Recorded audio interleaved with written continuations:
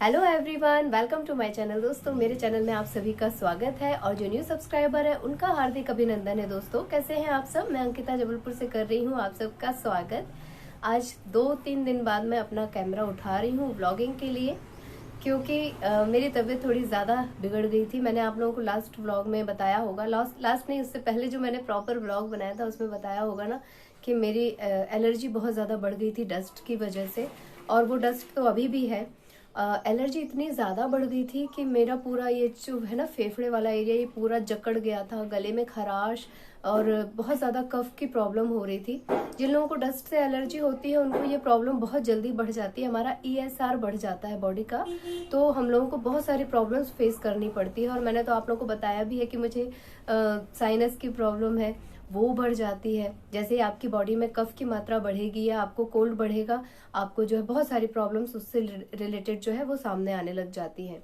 तो कुछ लोग तो भाग के तुरंत एंटीबायोटिक वगैरह ले लेते हैं, बट मैं वो सब चीज़ें नहीं करती हूँ, क्योंकि मेरा तो अब ये हमेशा का ही हो गया है।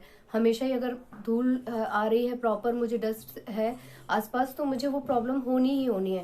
तो मैंने उसका कुछ प्रॉपर घरेलू सोल्यूशन निकाल के रखा है और मैं वो सारी चीज़ें लेना शुरू करती हूँ। लेकिन मैं तब ले सकती हूँ जब वो एक पीक पे पहुंच जाए। मैं पहले इनिशियली स्टेज पे लूंगी तो वो अंदर अंदर सूख जाएगा, और जो सूखा हुआ कफ होता है वो बहुत ज्यादा परेशान करता है। इसलिए मैं चाहती हूँ कि उसका लेवल एक उस पे पहुंच जाए, फिर मैं ट्रीटमेंट शुरू करती हूँ तो वो सीधे बॉडी से बाहर आना शुरू हो जाता है, जिसका निकलना बहुत जरूरी होता है। बॉडी में अगर वो प्रॉपर रहेगा तो आपको फीवर भी बना रहेगा, आपको वीकनेस भी रहेगी, आपका सिर हमेशा भारी रहेगा। ये पूरा पोर्शन मेरा एकदम हैवी हैवी हैवी लगता है। मतलब मैं क्या बोलूँ, वो फीलिंग्स मैं बता नहीं पा रही हूँ वर्ड्स में कि मुझे कैसा लगता है। बहुत ही गंदा होता है।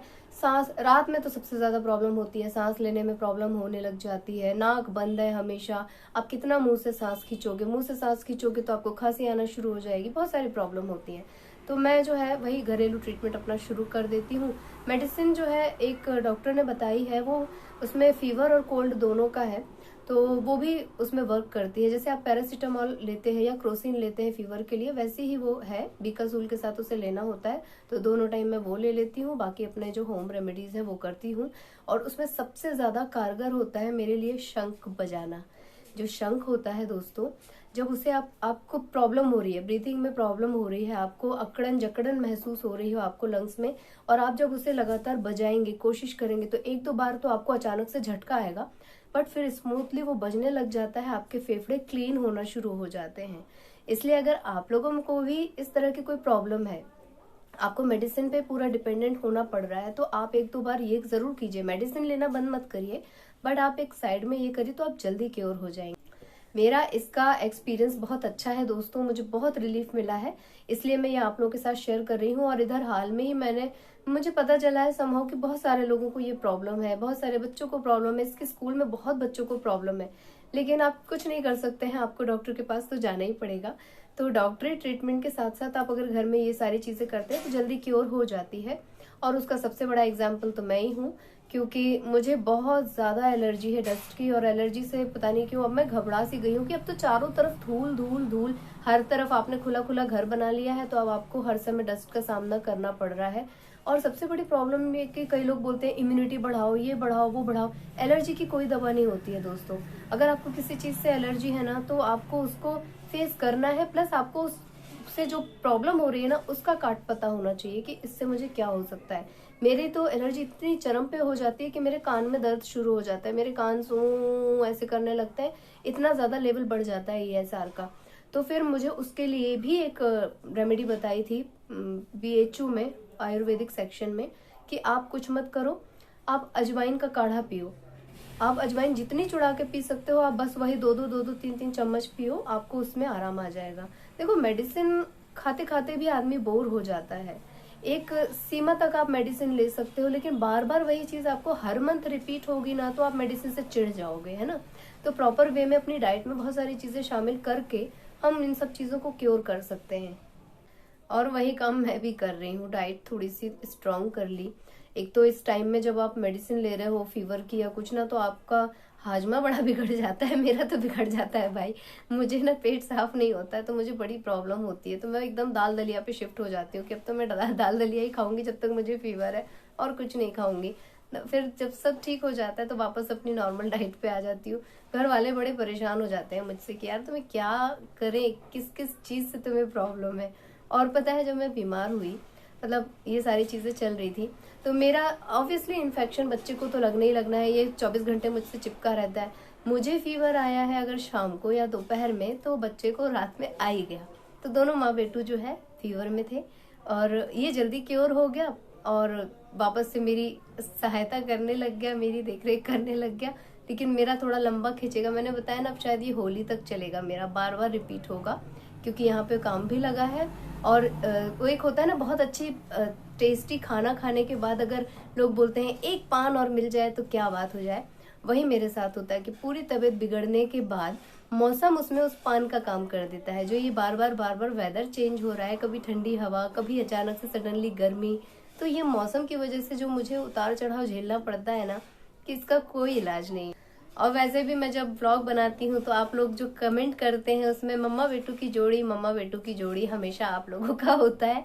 तो मम्मा बेटू जोड़ी से ही बीमार पड़ते हैं, हमेशा हम लोगों का जोड़ी जोड़ी वाला गेम चलता रहता है। और दोस्तों, आप लोगों को पता है कि हमारा मौसम के बारे में सभी लोग जानते हैं, कितनी बार दिन भर में चेंज होता है। जिन लोगों को अस्थमा है या जिन लोगों को साइनस है, उनको इस तरह के मौसम में एक बार अटैक जरूर आता है। दिन भर में एक बार अटैक आने की मैं बात कर रही हूँ। या तो आपको शाम को दिया बाती के टाइम में सडनली एक अजीब सी खांसी का वो अटैक आता है जो नहीं रुकता, आपको पूरे दिन भर कोई प्रॉब्लम नहीं होगी, लेकिन उस टाइम पे वो जरूर उभरता है। उसका रीजन पता है क्यों?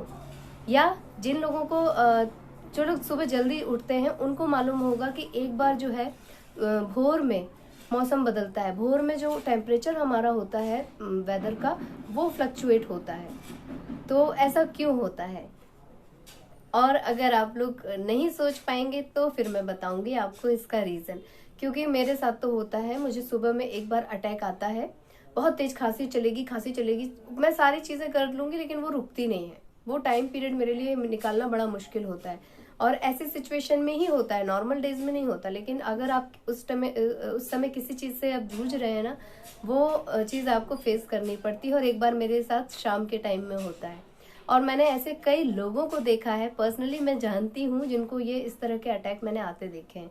खांसी का अटैक दोस्तों, बहुत तेज खांसी शुरू होगी, आप पानी पिला दो, मिश्री पिला दो, आप सिरप पिला दो, आप स्वालिन मुंह में रख दो, आप कुछ भी कर दो, मगर वो उस टाइम पे नहीं रुकती। वो शीतोपलादी चूर्ण और जाने क्या क्या हम सब करके हार गए, लेकिन नहीं हुआ। किसी ने बोला ताल मिश्री लाओ, किसी ने बोला कुछ लाओ, सब कुछ करके देख लिया। वो टाइम पीरियड निकलने के बाद ही चीजें बॉडी नॉर्मल हो जाती है। तो ये सिर्फ और सिर्फ वेदर का अटैक होता है। हमारी बॉडी में जो ऊपर नीचे उतार चढ़ाव होते हैं ना, कभी कफ बढ़ गया, कभी वात बढ़ गया, कभी क्या मैं बोलूं, छोड़ो। मैं तो इस सारी संरचना से बड़ी परेशान हो गई हूँ। हर समय मेंटेन करना पड़ जाता है। इसलिए सब लोग बोलते हैं कि ये इन्फेक्शन वाला पीरियड है, हर तरह से बच के रहो। फीवर तो सबको आ ही रहा है, सर्दी जुकाम सबको हो ही रहा है, पॉक्स वगैरह होते हैं, आंखें आ जाती हैं, बहुत सारी चीजें होती हैं, बहुत तरह के इन्फेक्शन लोगों को झेलना पड़ते हैं।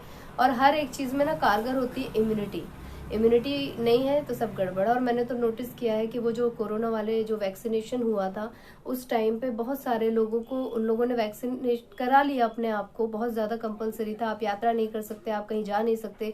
किसी ने 2 से 3 डोज भी लगवा लिया, किसी ने पूरे फुल करवा लिया। उसके बाद क्या होता है कि आप उस चीज से तो बच गए, मगर आपकी बॉडी इतनी कमजोर हो जाती है कि वो छोटे छोटे ये सब कुछ रोग आपके उभार देती है। या आपको अगर कोई पुराना रोग है, वो चीज जरूर आपके ऊपर वापस से हावी होती है, क्योंकि आपका शरीर तो कमजोर हो गया। आप लोगों ने ये केसेस सुने होंगे, बहुत ज्यादा उस टाइम में हमें सुनाई दे रहा था। अब तो मैं कोरोना नाम की चीज को भूल ही गई हूँ कि कुछ होता है। लेकिन उससे मुझे एक सबक जरूर मिला। ये जो मैंने शंख वाला आपको बताया, ये मैंने उसी टाइम पे किया था, और वाकई में बहुत रिलीफ मिला था। मैं सांस नहीं ले पाती थी उस टाइम पे, मुझे इतनी प्रॉब्लम हो गई थी, मैं बोल नहीं पाती थी, क्योंकि बोलने के लिए भी ब्रीथ चाहिए ना, मैं बोल नहीं पाती थी। लेकिन जब मैंने शंख बजाना शुरू किया, मैं दिन भर में 7-8 बार बजाने लगी थी प्रॉपर तरीके से। और मेरे भाई ने एक ही चीज बोली थी, दीदी तुमको कुछ नहीं होगा, इतना बस विश्वास रखो, तुम शंख बजाओ, तुमने बचपन में बहुत शंख बजाया है, तुम्हारे फेफड़े बहुत मजबूत हैं। उसने याद दिलाया, और मैंने जब बजाना शुरू किया, मैंने 10-15 दिन लगातार बजाना शुरू किया। मेरे आसपास पूरी कॉलोनी में शंख बजने शुरू हो गए थे। रीजन, जब लोगों को उसका बेनिफिट पता चला कि हम फेफड़े अपने मजबूत कर सकते हैं। हम अगर लगातार एक ब्रेथ उसमें डालेंगे तो उससे हमारे ब्रीदिंग एक्सरसाइज हो रही है, तो सब लोग उसको फॉलो करने लगे, क्योंकि उस टाइम पे तो कहर ही ऐसा था हमारे ऊपर, इतना कोरोना का कहर था कि आप कुछ नहीं कर सकते थे। तो भगवान की कृपा थी कि सही समय पे सही चीज़ मुझे पता चल गई। और चूंकि आज मैं इस बात को इसलिए भी मेंशन कर रही हूँ क्योंकि मुझे अभी हाल के 2-3 दिन में पता चला है कि कुछ लोग पीड़ित हैं जिनका ऑक्सीजन लेवल कम हो जा रहा है, किसी के बच्चे को एलर्जी है, किसी को खुद एलर्जी है, और वही सर्दी जुकाम, फेफड़े जाम, ये सारी चीज़ें। तो मेरा भी सेम टू सेम यही केस चल रहा है अभी, और मेरा अभी इतनी जल्दी क्योर नहीं होगा ये भी मैं जानती हूँ। मेडिसिन वगैरह के साथ साथ ये एक्सरसाइज करने से मुझे बहुत रिलीफ है, मुझे एंटीबायोटिक वगैरह नहीं खाने की ज़रूरत है। तो इसलिए आप लोगों के साथ मैं शेयर कर रही हूँ, ताकि अगर आप लोग भी इससे परेशान हो तो आप लोग इस चीज़ को करिए, ज़रूर से करिए, आपको लाभ मिलेगा। तो आज मैं सोच रही हूँ कि अपने ब्लॉग को जल्दी ही एंड कर ले रही हूँ, और आज चूंकि थोड़ा सा बेटर फील कर रही हूँ इसलिए थोड़ा सा चटर पटर खाने का मन कर रहा है। मैंने डिमांड तो की है कुछ कुछ सामान लाने की, अगर वो आ जाता है तो मैं बनाऊंगी और आप लोगों के साथ उसे ज़रूर शेयर करूंगी। आप लोग बना के ज़रूर देखिएगा मेरी विधि से, आप लोगों को अच्छा लगेगा दोस्तों। और मैं मिलूंगी अब अपने नेक्स्ट वीडियो में। इसी तरह अपना प्यार और आशीर्वाद बनाए रखिएगा, और आप लोगों में से जो लोग नए हैं प्लीज़ मेरे चैनल को सब्सक्राइब कीजिएगा, वीडियोस को लाइक कीजिएगा और अपनी फैमिली और फ्रेंड्स के साथ उसे शेयर कीजिएगा दोस्तों। और अपना खूब ख्याल रखिएगा। Bye bye. Bye bye and thank you for watching.